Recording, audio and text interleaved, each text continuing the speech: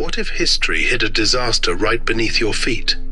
Across the world, from Paris to Chicago, strange clues whisper of catastrophe. Doorways swallowed by earth, windows buried below ground, entire streets layered over forgotten ruins. Some call it bad architecture. Others call it the mud flood, a cataclysm erased from history. Walk through the streets of Europe or America's old cities, and you'll notice something unsettling. Windows buried beneath the ground, doorways leading straight into earth, grand facades sinking into the soil. Historians say it's just engineering quirks, raised streets, basements, shifting foundations. But mud flood believers see something more, proof that, less than 2 centuries ago, a global deluge of mud buried entire civilizations. In the 1850s, Chicago faced a crisis. Heavy rains turned its streets into rivers of sewage, spreading disease. The solution? Raise the city itself. Block by block, streets were lifted nearly 2 meters. Hotels, offices, even a 6-story building were cranked skyward while guests kept dining inside. Imagine sitting at dinner while the floor beneath you slowly rose into the air. To historians, this explains the sunken windows still visible in Chicago. But for mud flood believers, the raising wasn't innovation. It was concealment of a catastrophe already half buried in mud. On the other side of the continent, the story feels eerily familiar. After the Great Fire of 1889, Seattle leaders rebuilt by raising the entire downtown, turning the first floors of buildings into basements. Today, visitors can explore the Seattle Underground. Corridors where dusty windows stare into soil and abandoned storefronts line ghostly streets. To skeptics, it's clever engineering. To believers, it's another buried city, another piece of evidence. For mudflood believers, the story doesn't end with sunken windows and half-buried palaces. They argue these are only fragments of a much bigger puzzle, the erasure of a lost empire known as Tartaria. What is their strongest evidence?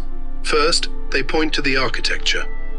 Across the 19th century, cities from Moscow to New York sprouted ornate domes, colossal arches, and endless rows of neoclassical facades. Historians explain this as a revival style, Europe's industrial wealth copying the grandeur of Rome and Greece. But mud flood theorists see something different. Too much magnificence, too quickly, in too many places. To them, this is not imitation, but inheritance. The remnants of Tartaria's world-spanning civilization, buried in mud and mistaken for new construction. Second, they highlight the strange geography of buildings themselves. In St. Petersburg, Paris, or even Istanbul, entire levels of these Tartarian structures sit below the present ground line. For believers, the buried windows and bricked-up doors aren't quirks of engineering. They are scars, silent proof of a sudden engulfing event. Why, they ask? Would builders intentionally construct ornate windows that look directly into soil? To them, the simplest answer is that these buildings were never meant to be underground at all. They were partially submerged in a global mud disaster. Finally, they draw on forgotten cartography. Old world maps label vast swathes of Asia as Tartary, while historians dismiss the term as a loose European label for the unknown East. Mudflood theorists interpret it as a sign of suppression. Tartaria, in their eyes, was a real and mighty empire, erased through both catastrophe and deliberate rewriting of history.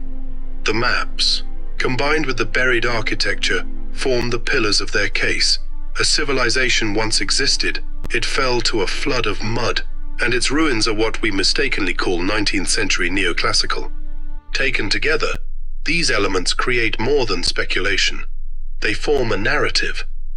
The ornate buildings are reinterpreted as ruins, the buried windows as physical evidence of disaster, and the maps as traces of an empire stricken from memory.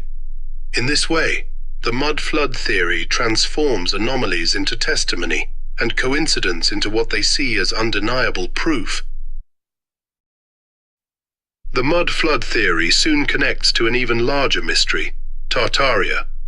Old maps labeled Tartary across Central Asia and Siberia, a vague term to historians, but to believers it was a vast empire, technologically advanced and wiped from memory.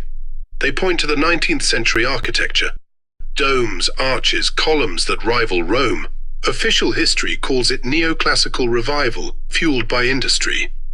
Mud flood theorists call it the ruins of Tartaria, buried in mud and erased from history. For skeptics, the mud flood theory doesn't stand on solid ground. Historians and engineers argue that the so-called best evidence is far better explained by ordinary processes of city building, soil movement, and human progress. To believers, they are proof of a cataclysm. To architects and city planners, they are simply the result of urban development. Many cities, London, Paris, and Rome among them, were built in layers. Streets were often raised to combat flooding, improve sanitation, or accommodate new infrastructure. What looks like a sunken window today was, in many cases, once a ground-level feature before the street outside was paved over again and again. In short, history shows us streets rise, the buildings stay put. The same is true of erased Tartarian architecture. Historians point out that the explosion of neoclassical domes and colonnades in the 18th and 19th centuries coincided with industrial wealth. To engineers, there's nothing mysterious about the global spread of this style. Railroads, industrial mills, and steel production made it possible to copy the look of antiquity quickly and on a massive scale. What believers see as too advanced for the time is, in fact, the visible signature of a world in the throes of industrial revolution. Even the maps of Tartary, a favorite piece of evidence for believers, are less compelling under scrutiny.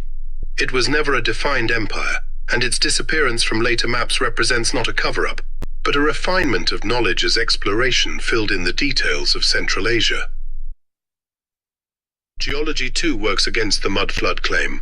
Natural disasters of the scale believers propose, a global surge of mud burying, entire civilizations, would leave unmistakable layers of sediment in the Earth's record, visible to archaeologists and geologists alike.